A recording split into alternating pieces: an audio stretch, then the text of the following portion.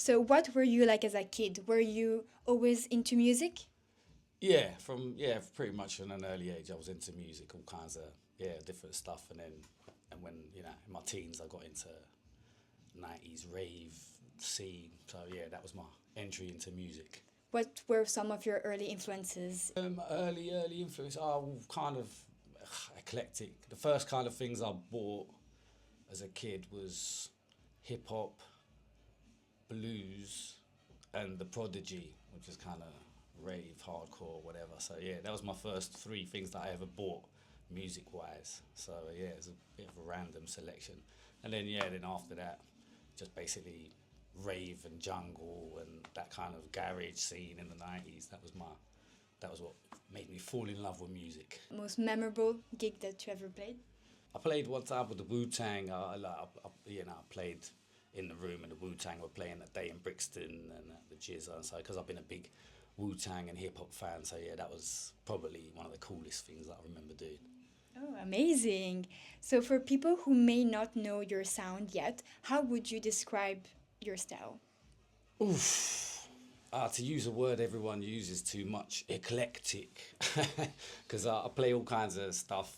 Basically, to narrow it down, I play old stuff or older stuff. So yeah, old '90s electronica, garage and jungle, and all kind of in that era, electronic stuff like that, and '70s, soul, disco, funk, reggae, Latin, salsa, all kinds of stuff. So yeah, basically old music. What do you want people to feel when they hear your music? I one of two things. Either I want them to feel the music because there's something about it that's special, particularly, or I want them to dance, which is probably the main thing for every DJ. You want people to get up and move, or if it's not one of those kind of tunes, then at least it be something that moves them in some way.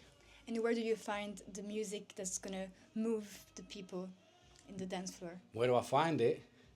In one of the many records that I have, in that, because I only play vinyl. So yeah, over the years I've built up a collection of all different kinds of music. So yeah, and I'm slowly add to it once in a while. What is your favorite vinyl?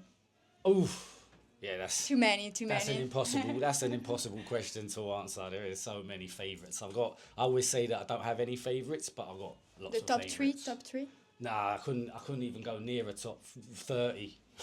Oh, and these days, so most DJs push heavily on social media, but you just started your Instagram page not long ago.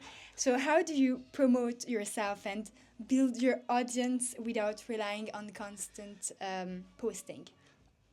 Well, basically, I just rely on people that know me already from the years that I've been playing, and the social circle that I have. It's wide and varied, and a lot of people that are into music. So thankfully, I've got people that will listen to me when I send them a message and tell them I'm playing somewhere, or they'll come down, or that I'm playing on radio. So I've got that kind of people that I actually know, really. And social media, yeah, I've started it recently just to kind of have a page somewhere that people can actually see that I'm actually a DJ, because otherwise people these days don't really believe you if you haven't got like some kind of cyber personality. So yeah. What advice would you give to someone just starting DJing?